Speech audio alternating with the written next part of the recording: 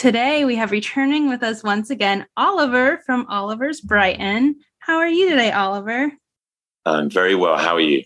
I'm doing well. And from what I hear, you have some exciting things that have been happening. It's been lots going on. I think I don't even know when. I don't know if you know. I mean, how long ago was it roughly when we did the last audio session with yourself? I feel like the last one was during COVID and maybe the candy shop. I can't even remember because we've had you on a few times. Yes, that sounds about right. I think that was the last one. So that would have been a good, two years roughly, I think. Ew. 2 years ago. Where did 2 years go? Long time ago. But yeah, lots of exciting things. One of the big things is your store continues to get awards. Yes, we're sounding too smug about it. Yes, that is right. Sound smug. You deserve it. It. I think it's been about three to five awards. I've lost counts, which sounds really, again, smug and big-headed, but why not? I am Slytherin at the end of the day. Three or so awards since then, extra. So I think we're at about 15 awards points. But the most, for me, the biggest one really now is I've officially been crowned as number one shop in the whole of Brighton. And for me, that's a big moment because there's hundreds, if not, I would like to say, I think maybe there is an excess of 1,000, maybe I'm wrong, but there is hundreds of decent independent shops. And that's what the patchwork and unusualness and uniqueness of what Brighton really is. Very Diagon Alley-ish in the sense there isn't a very common branded or corporate shop in a lot of the lanes and various parts of the different streets. But yeah, so I've now been crowned number one, which is a really nice feeling to have.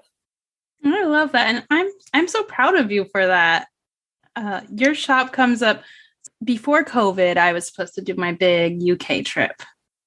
And then COVID happened. So now I just started thinking about it again. And I've been talking to people in your shop with a lot of people in the Harry Potter world is on everyone's list. We're like, let's go to London, but we have to go to Brighton too. Like it comes up with every person I talk to is that they want to make sure we also make a trip to Brighton specifically for your shop. Wow, it's very nice to hear. And I think, if that's true, maybe you're telling porkies to make me feel good. But I'm not. I was actually talking with someone yesterday, and I have a list of what I want to do, and they're like, "Oh yeah, Oliver, we have to go see Oliver."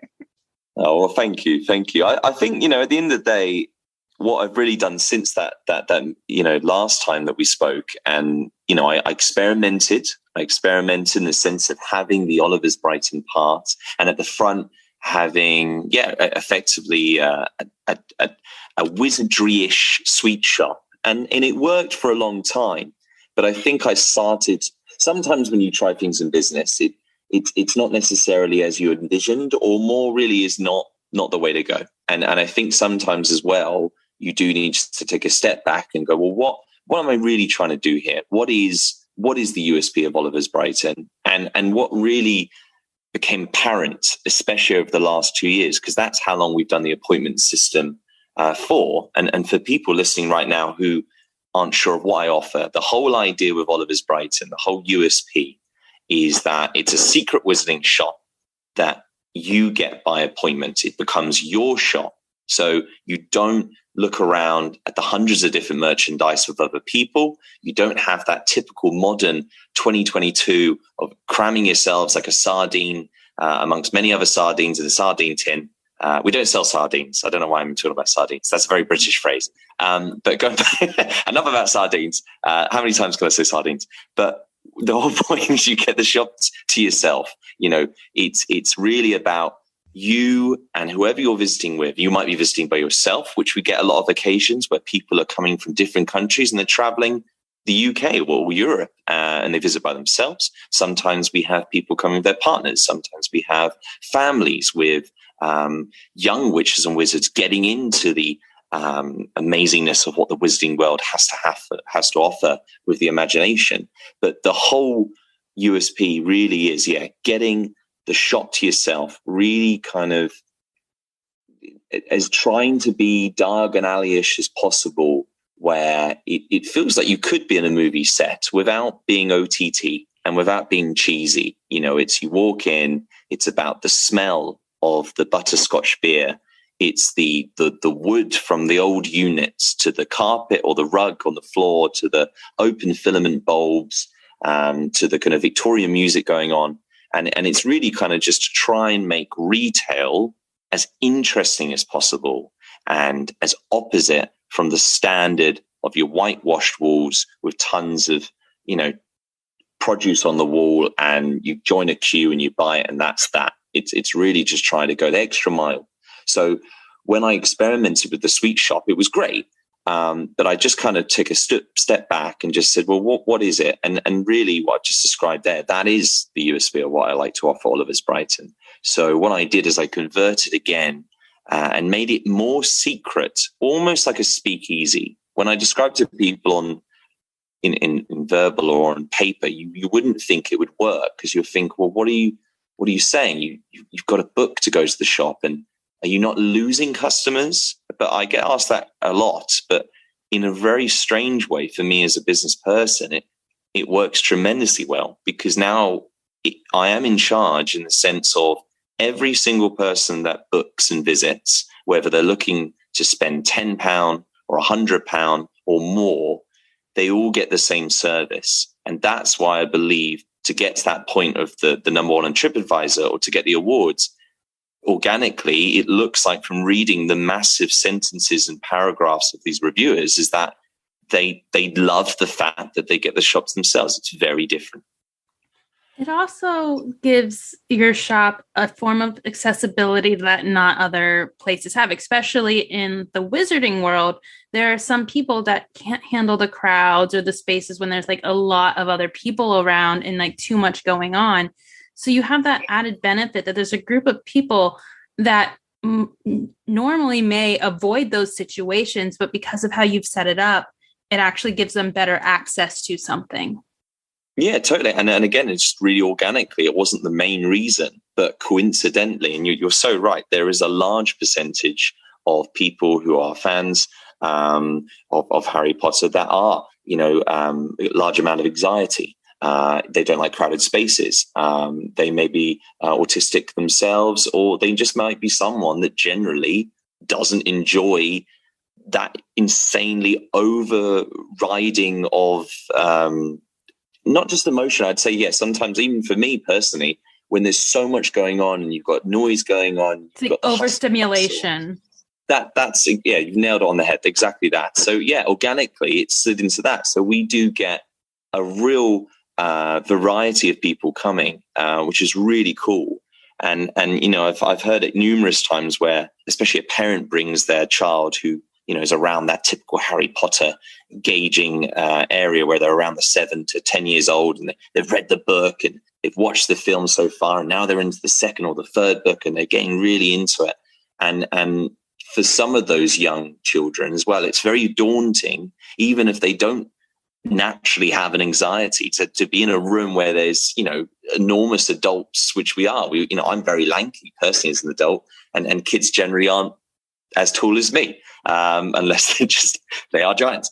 But and exactly that. It just and I think as well, when certain customers come specifically as little Jimmy or little Sarah or whoever it may be is getting their first wand, and for them it's real, right? It's getting their wand for the first time.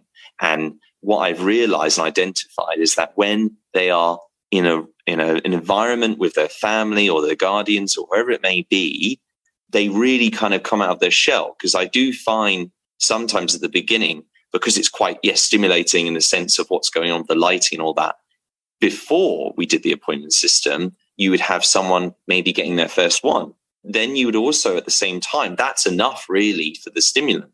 But then you've also maybe got a group of strangers observing. They're almost kind of an audience as such. Which one will they get? Ooh. And it's a bit like, well, that's cool. If we were inside the Universal Studios, that's fair enough, because you expect that. But this, really allows the person or the young person or the adult just to kind of feel relaxed is the point.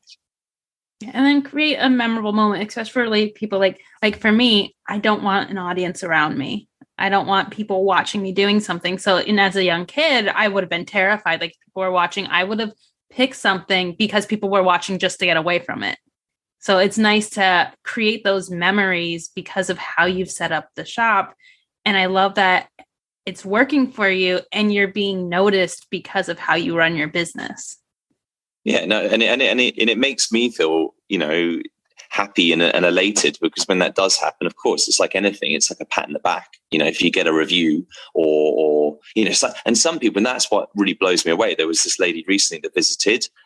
She lived in the Sussex area. She visited. She'd only just heard about the shop, and that's quite good for me as well. Like, or while I'm on that point, is that there is so many. It just shows how many humans there are.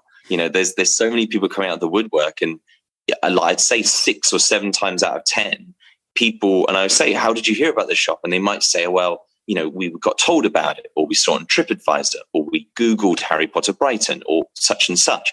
But what's great for me, that means there's a continuous amount of people that are seeing it for the first time. And I guess that is the point. It's when you walk in through that hidden door in the alleyway, and then suddenly you're like, whoa, and that's really impactful, which is great. And also, the way I look at it is, the official King's Cross shop and the Warner Brothers shop, as much as I love them and I love the merch that they sell, because they've got tons of exclusive merch that I can't physically sell, but they will never, ever do an appointment system, because it's impossible. It wouldn't make sense for the business model, and it wouldn't make sense for the size of space they had. The closest they got to that was because there were too many people coming, like at the New York store.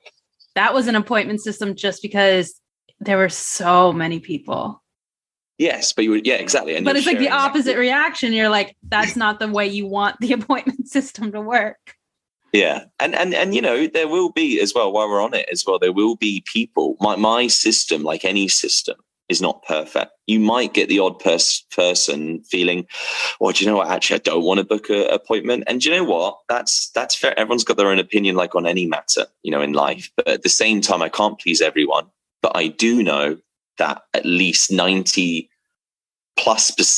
absolutely love the idea of having an appointment, and love the idea that they're going to get their time, whether, it's just an escapism from normal retail environment, and they've saved up all their hard-earned money, and they might decide they want to buy something, and they want to buy it by knowing the quality and getting the time and detail and attention they want to look at it.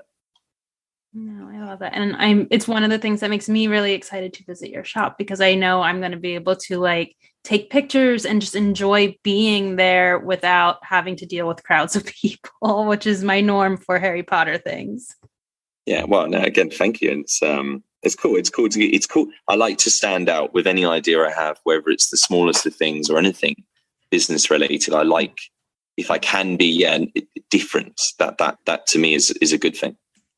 Well, speaking of ideas, you have some new stuff coming up. Yeah. So this year, it's crazy, because this, on the 11th of November, is my 5th year. So I opened the doors to Oliver's Brighton on the 11th of November, 2017.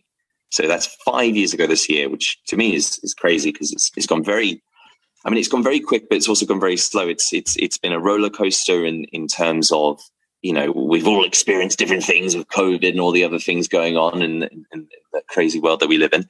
But at the same time, there's been involvement and there's been change, like the sweet shop I mentioned, from the original being open 7 days a week to acknowledging I physically, as a business owner, cannot do 7 days a week, even though I have had and have experience with brilliant staff members. You put a lot of stress and pressure on yourself.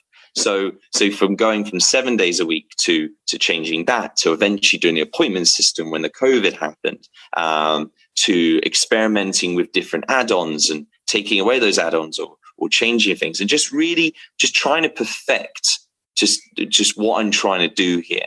So leading to what you just said there, I managed to get in Brighton an alcohol license for 42 Trafalgar Street, which is where the shop is located in the business and building I own. And it took a lot of different meetings and conversations and hoops, because with Brighton especially being such a busy city. And when it comes to alcohol, which is a huge part of Brighton, there's a lot of people come from London and across the world to have a good time. Because like anything with alcohol or any other situation, there's great things from it and there's also problems. So to get an alcohol license here in Brighton, if the building has never had an alcohol license, is tricky. So through the means of many different hoops, as I said, we managed to get an alcohol license. And one of the main things of the alcohol license was a rule where it had to be fantasy themed. So that could involve it being, rather than a typical alcohol or a typical beer that you could buy in a standard supermarket, the idea is that I would serve or sell something that was more unusual or unique. So, for example, butterscotch beer, obviously inspired. It's not butter beer in inverted commas, so that company doesn't get sued. It's butterscotch beer, so that would be allowed. And they could have a beer as they walked around. That was the main point, really, because we sell the non-alcoholic butterscotch beer and we sell a variety of non-alcoholic potions, but we do get a vast amount of adults, and a vast amount of adults have requested it. So that was my main idea. However, at the same time, within the license I was granted, fantasy-themed alcohol was permitted to sell for the user to take away and enjoy at home. So I started looking on the internet around, goodness, off the top of my head, it was early 2022. Yeah. Well, I said 2000 now. I got completely wrong century we're in. 2022. So at the beginning of this year, I started researching what spirits and what is accessible really for fantasy. So what geeky or fantasy or wizardry inspired spirits or alcohol are there? And if I'm really honest, there was a very, very, very select few. And they seemed cool, but at the same time, there wasn't a lot of options. And I was like, this is the moment, because I've done 5 years and I love what I do. But like any creative, I guess is the word, creative person, I'm always looking to expand on that creativity and evolve. And really, I was just like, well, this is the golden opportunity. This is the point where I can make a product, because Oliver's Brighton is mine, but Oliver's Brighton, of course, is built off of selling merchandise from a story that I personally did not create. JK, of course, created that story, and I'm lucky enough to sell merchandise which was inspired from that. And, I've been lucky and I count my stars because, I get to do something I love. However, everything I sell in my store, I'm not going to be a liar here, even though I am a Slytherin. You can get that merchandise, of course, from other places. I just present it in a very, very nice and interactive, comfortable way. So if the day I could come up with a product that was mine, owned by not just Oliver's Brighton, but owned by Oliver, me as a person, it becomes my physical item that I can sell and I can grow and I can every point to it, whether it's the product, whether it's the visual, whether what it is, whatever what it stands for, whatever the packaging, every single percent would be my control, which I love the idea of, because I believe things should be done in a certain way, whether it's environmentally friendly, whether it should be done to the highest standard, to all sorts. So this was my golden opportunity. And I started thinking, right, so it's an alcohol. And I was like, okay, and what has been done? And if I'm really honest, Potions Cauldron, which is based in York, which is where I get my unofficial, because again, they call it butterscotch beer from, and the alcohol version. Their alcohol version they do is actually really nice, and the bottle is really nice. So that's been done. And then I started running through, well, what type of, if it wasn't a beer, what spirit would I do? And one of my favorite spirits, and I like to drink all sorts of different drinks, but gin is one of my favorite. And in ye old England, and I know America and many other places, gin is all the craze over the last few years, but it is extremely saturated. It's one of I think, I don't know the exact statistic, but there's literally, there's hundreds, and you know more than anyone, that there is hundreds of gins. There's so many out there. So I was like, well, I could do a gin, but I just feel like, again, going back to what I said earlier, I like to stand out. And if I can create something that's a bit of a niche, that would be fantastic. Yeah. So I came up with the idea when I was out with a group of friends and someone walked over with a tray of shots. And you always have that moment on a night out with your friends, your family, your work colleagues, whoever. And some generous person walks over with a tray of shots. Now, you know, at that point, you know what a tray of anything means, for that matter. If it's small, we all know it's a shot. We all know that potentially, if they like you, you're one of the people that they're giving a free shot to. And the way I look at it is, it's kind of tribal is the word that kind of comes to mind, but it's a sharing of a moment. It's that little part of the evening, whether it's the beginning, the end, or the middle, where someone has decided to spend a couple of bucks or pounds on you, and you've got two options. You have the shot with everyone else and share that moment, or if you've got a valid excuse like you're driving or something, you don't have it. But if you're not driving, not that there should be, there's no peer pressure, but I think that's the organic nature of kind of respect. It's like, someone spent a couple of pounds on me. We're all going to share this moment together. It could be 2 of you. It could be 4 of you. It could be 10 of you. It's this one moment on a table where you're standing up at the bar and you're all having a drink at exactly the same time. And it's the same thing. You share that magic, the magic moment of, this is either going to ruin my evening, or this is going to make it way better. And then I was either way, I'm going to remember this moment. Yeah, hopefully, exactly. Hopefully. And I was running through that night, and my friend brought over a tray of tequilas. And again, tequila is it my favorite? No. Is it something that if everyone else is having, and it sounds like, I mean, the way I'm describing it here is kind of like, well, if they jumped off a cliff, would you jump? You know, I'm not saying that. But it's that organic nature of like, okay, do you know what? You've got me a drink.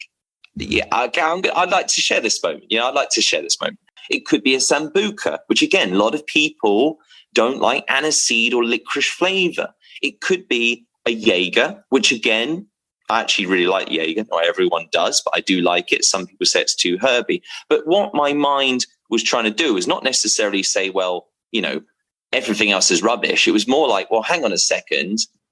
Maybe there is something here. Maybe there is a spirit that I could create that has a nice fantasy hint, with quality and tastes good. I think that's the point. I wanted maybe to come up with a spirit that if someone gave me as a shot, and there's not a lot out of them out there, where you have it and you go, let's have another one of those because that was delicious.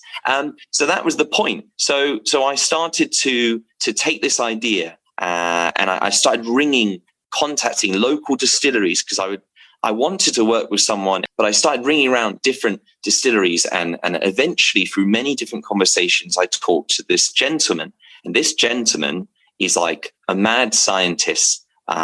Imagine kind of Slughorn meets Doc from Back to the Future.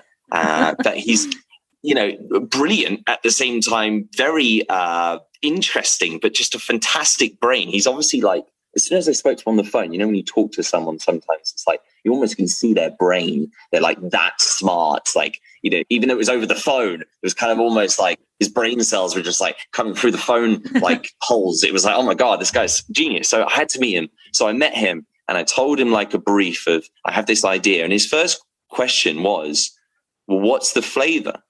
And I just knew I kind of thought about it, but I hadn't thought about it. But I was like, well, I love vanilla. I love vanilla. Most people love vanilla.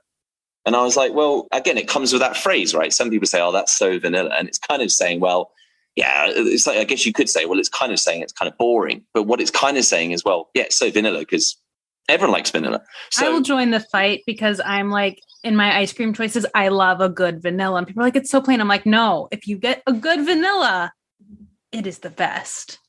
And that word is so important. It's a good vanilla. It's not just a vanilla, it's a good vanilla. And I was like, right, well, obviously, I mean, I'm not necessarily a chef, but I do enjoy my food and I do enjoy my drink and I do enjoy a variation of cuisines. But I know from many years of eating many an ice cream and many another food involving vanilla, Madagascan vanilla is where it's at. It's like the premium. It's where the decent comes from. So I started researching and I found through, again, research. And that's really, I think, where a lot of my ideas start to grow is trying to absorb like a sponge as much information about something I'm excited about.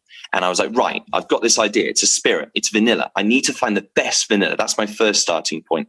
And I found this lady who is from Madagascar, and she owns a company that specializes in Madagascan vanilla. And I was like, holy hell. And I had a meeting with her, initially like a phone call, and I had another phone call, and I spoke to her and learned all about her and where her business came from and why the product is so important to her and why she's passionate about it. And there was so many layers. And I was like, right, boom, I found that. And I was like, okay, so I've got my flavor. I've got my idea. It's going to be a shot. What else? What else can I do? And I was like, well, for me, when I go and buy a brand new bottle of alcohol, whether that's a gin or a vodka or a bottle of wine for that matter, I personally look for the funniest bottle or the most obscure bottle, or maybe it's because again, I'm not a wine connoisseur. However, I will find the funniest label. And I was like, right, I need to find the coolest bottle in the world. Let me tell you a story. I recently bought a bottle of vodka because of what the bottle looked like. And what did the bottle look like? Give me 1 second. I can grab it. Okay. I'm excited to see. So very close to you, that bottle. Let me explain why. I grabbed it and gravitated towards the bottle. We haven't popped it open yet. That's coming soon. Because it looks great on my potion shelf. It looks fantastic. It's actually an organic vodka out of Hawaii. I love it. I love the color. I saw it and I was like, this has to be on my potion shelf. So we are going to break into it. I have some recipes sitting around that we're going to play with. But it's exciting, right? It's all because of what it looked like. I was like, Instagram ads got me on this one. It looks great. And out of curiosity with that one, is the liquid inside blue or is it the glass is blue? Ooh. Or do you not know yet? I don't know yet. Let's see. What's the neck? Is the neck blue? Because I can see that obviously there's always that gap. Is the neck blue or is it clear or is it the glass? It's the glass. The glass is like tinted in ocean blue. Cool. But looks great. And that type of bottle, I'd probably buy that. If I was looking at vodka, standard vodka, that bottle. And for people like me who like things on shelves, I have always been drawn to bottles. Of course. So I'm like, I can make that as a decoration once it's emptied. And exactly, yeah, well, in a cool way. Not that was your main reason, but then suddenly it's eco because you're going to upcycle it, you're going to reuse it rather than just discard it. So, yeah, and that's so interesting you saying it because I'm really glad because it'd be really awkward if my bottle was identical to that, and I'd be like, oh, yeah, that's really cool. It's the same. Mine's luckily different, but I totally agree. I would buy that because that looks cool as hell. Is the contents good? We will find out very soon from you, but. Yeah, so that was one of the ideas. And it also, just while I'm on that note, it's kind of what I'm trying to do with this brand, and I'll lead to the name in a second, was not just to be one thing. It could just be, it's a cool bottle. That's it. End story. But that is not what I want to do. What I want to do, because I know, especially with any industry, but the alcohol industry, you've got to stand out. It's going to be hard, right? It's a mountain to climb. But why the hey not? Let's give it a go. So yeah, boom. Decent flavoring. Secondly, actually tastes really nice, but also does not make you do a weird grimace face. Number 3, has cool ass bottle. Boom. And I contacted, again, many different glass companies. Some abroad. Some didn't have a clue what was going on because I was like, hello, I'm from England and I'm looking for a weird bottle. And they were just like, what? What do you mean by a weird bottle? And in the end, I found a glass manufacturer which took, I guess, my version of weird and was like, oh, yeah, what about something like this? And they sent me over a photo and I was like, yeah, that is it. And I was like, could I get a sample of that made and done? And they were like, yeah. So I got the sample, and it was incredible, and I fell in love with it. I don't want to say too much because I don't want to spoil it, because it'll be launching on 11/11. But the bottle, boom, massive tick, really unusual. And then last but not least, without giving everything away, is I was like, well, do you know what? The name has to be important, because with Oliver's, it was, well, I would say it was easy, because originally there was lots of different names I had for the shop. And then originally it was going to be Oliver's Spell, and then Oliver's Spells. And then I realized when you say that a lot, it sounds like Oliver's Smells. And then it was going to be Oliver's. And then there was a few other things. And then it was Oliver's Brighton, because again, quite simply, my name is Oliver. It's located in Brighton. Brighton's quite magical. Boom. But I was like, this is so important, because I could just call it, Oliver's whatever, or Oliver's Liquor or whatever. But it's not, I don't want this to be about me. I want to build something that's unusual and different and quirky, but just curious, I guess is the word, the unknown. So finally, after tons and tons of different names, I narrowed it down to a few. And the one that I chose was the one that just stuck with me, because it created, I could see the visual of what this liquid, what this contents would look like. So I went with Wizard's Gold.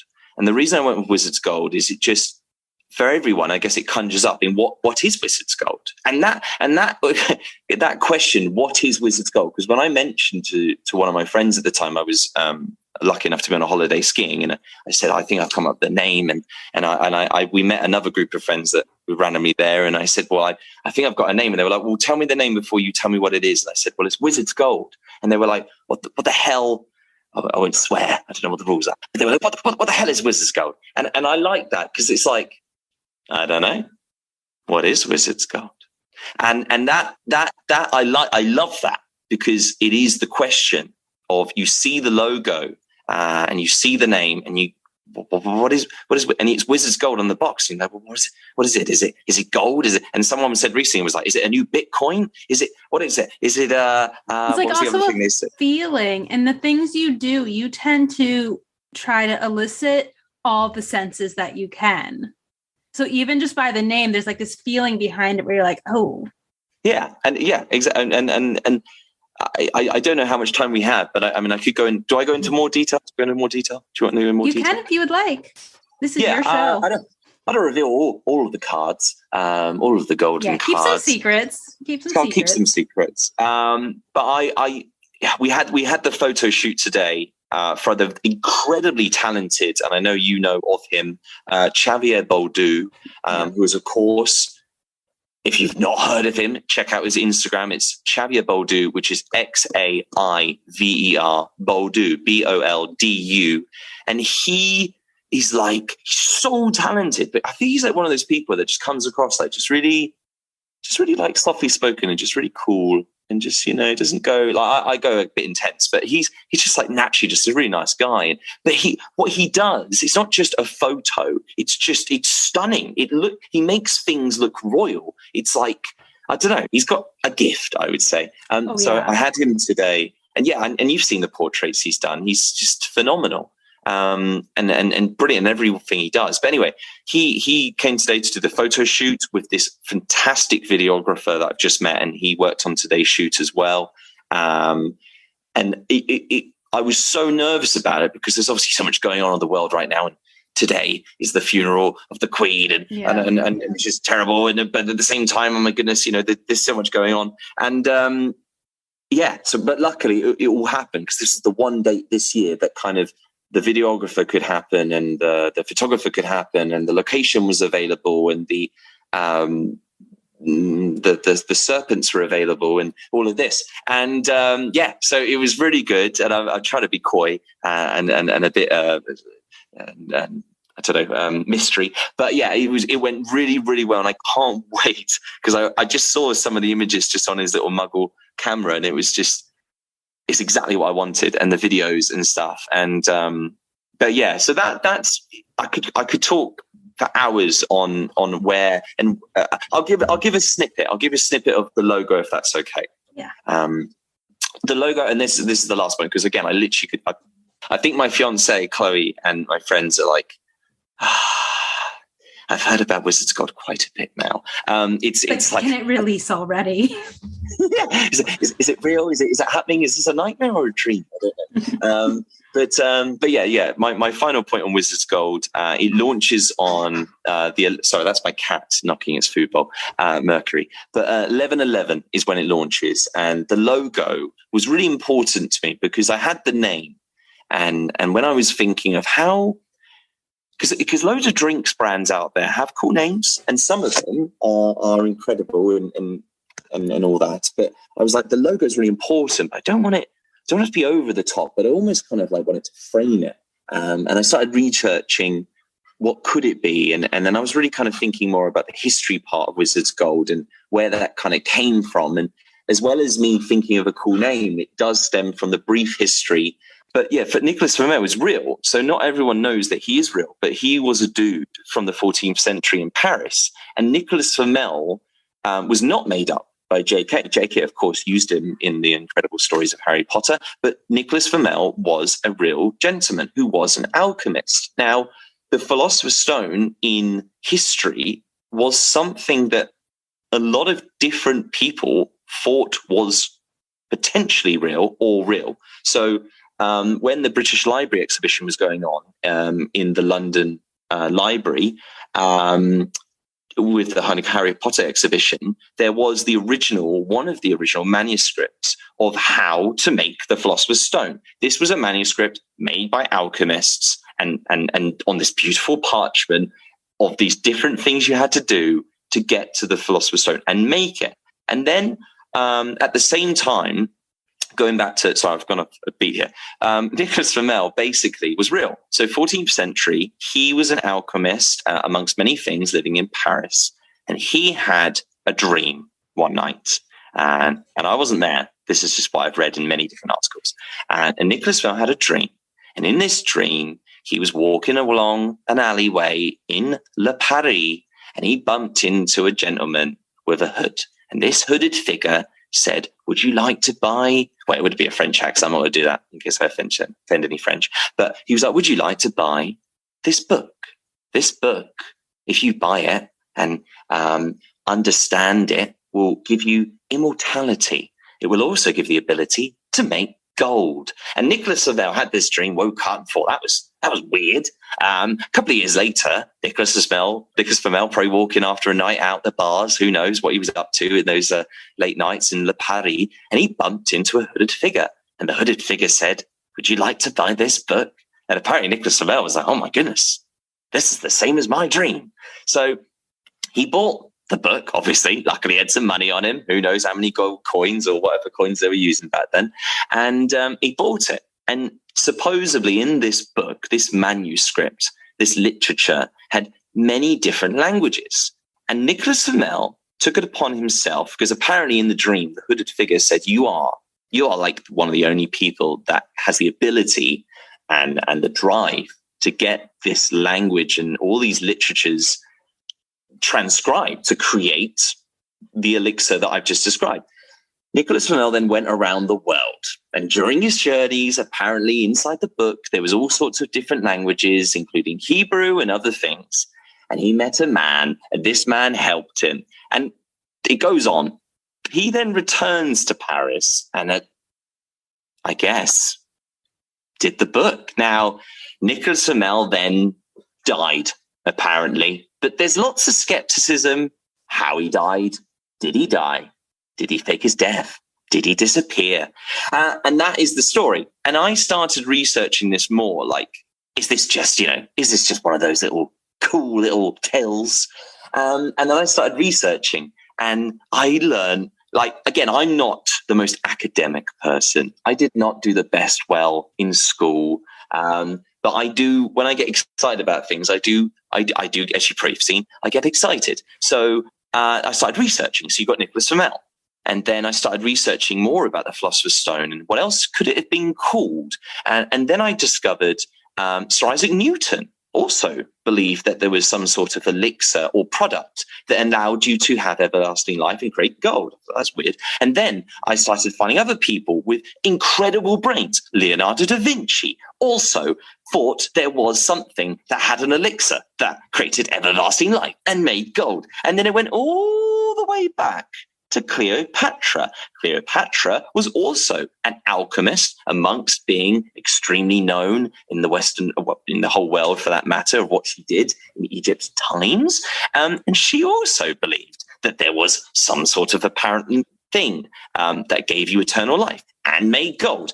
And thus, the symbol, the Ouroboros. The Ouroboros, for those of you who don't know that weird word, which I've said like a gazillion times in the last 6 months to different people, the Ouroboros is the serpent. It's the serpent eating itself. It's the everlasting. The diagram that you would have probably seen elsewhere before is literally a circle that looks like some sort of dragon or snake or some sort of creature along those terms, going round in a circle and then consuming itself, e.g. everlasting, eternal, rebirth, many different meanings. It's one of the oldest symbols in the world. And that is linked in many situations to this idea of everlasting life. And it then connects to gold. So that's where, that's just a nutshell of many other pieces of information I found.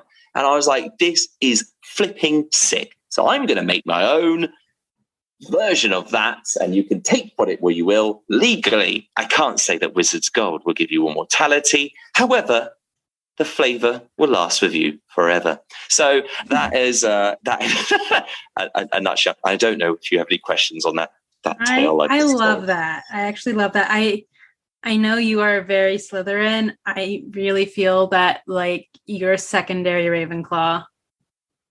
That's a compliment. They're very smart Ravenclaws. So. I'm a Ravenclaw, so I would take it as a compliment. But I feel like you have this like energy is that when you find, and this is the thing with me and Ravenclaws, is that I believe like a lot of creative people are in a Ravenclaw because when we find something that we find interesting, we dive into that one subject like full on. And you always seem to do that. Is like when you get an idea, you're like, I'm all in.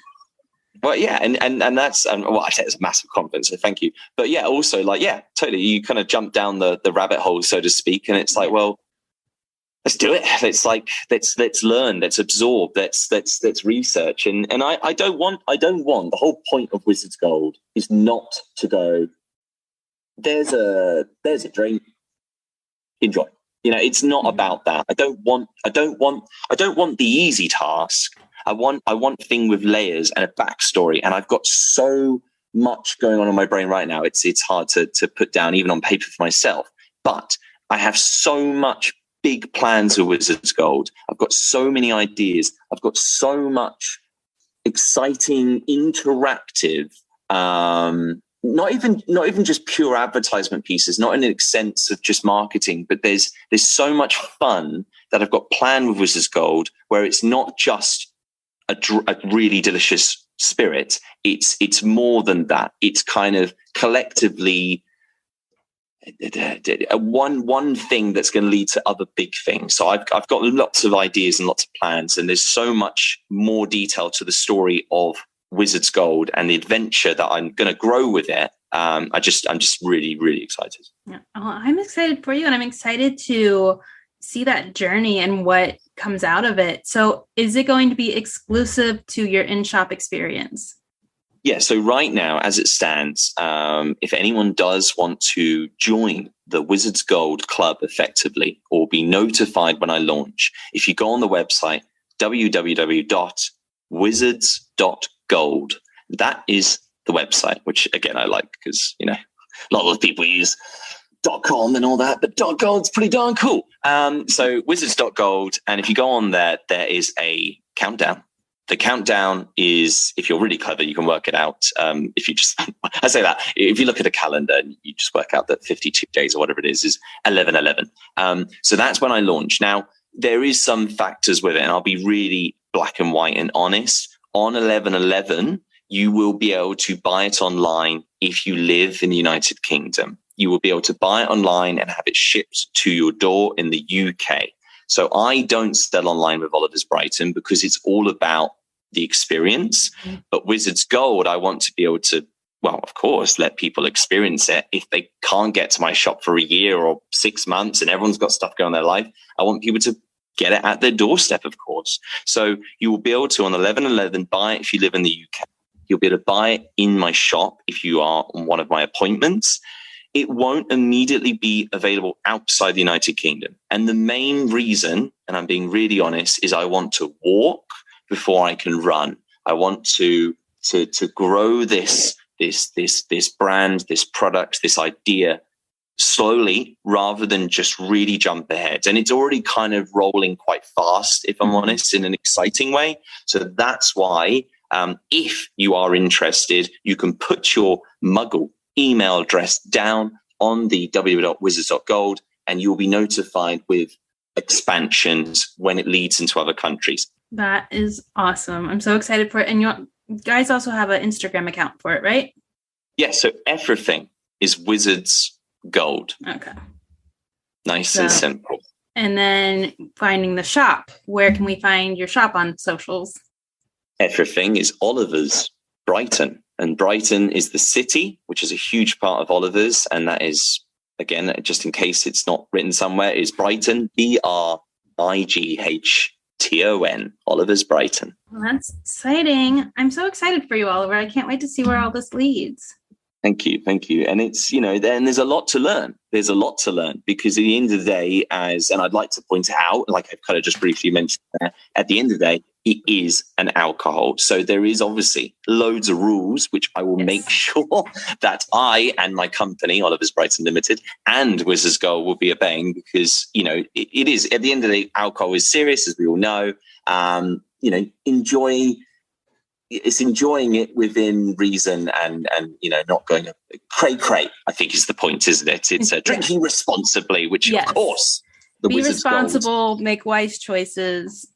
Yes, do not drink in excess and just enjoy. But that's the other thing as well. And that just while we're on that topic, that's why it's an 18% ABV, because I feel that a lot of people are more aware than ever on a healthier aspect or for whatever reason, don't necessarily want to have the ability of having a hangover. And I want to be able to offer that to people by going for the lower percent. So we went for 18%. So one, it tastes lovely. 2 is not too strong. And it's just like if someone does decide to have a shot of Wizards Gold or add it to Prosecco, which works tremendously well, they would just really enjoy it. And it won't be a drink where they go, oh my goodness, that was way too strong. And actually now I don't want any more and I feel quite drunk. That's not the point. Can't wait. I'm sad that I live in the US and will not be able to get it until I get over there. Well, sorry. It's okay because I'm hopefully going to be there in the spring. So fingers crossed you will have an appointment from the podcast. That I'm sure I can make sure that will definitely happen, of course. So is there anything else you would like to add? I think, no, I want to say a massive thank you to you because as much as I know it's been a bit of time, I really appreciate it. I feel honored, really, at the end of the day, because I listen to all of your different shows that you do. And I feel honored to be on one again. So thank you. And it's nice to know that you weren't like from the last time, we will never have him on again. But it's really nice. Whenever your next thing comes along, or if once you've released more with Wizards Gold, just let me know. We love having you on. I love talking with you. I love the creativity of your mind and just hearing your process. Oh, thank you. No, yes, it means a lot. And I think that's it, really. I don't think I've got anything else to add. It's just more, thank you for letting me be on. And just if you want to check out the journey, if you are, of course, legal drinking age in your country, Wizards, www.wizards.gold. Right. Well, and that is our show. And in the meantime, keep creating. Come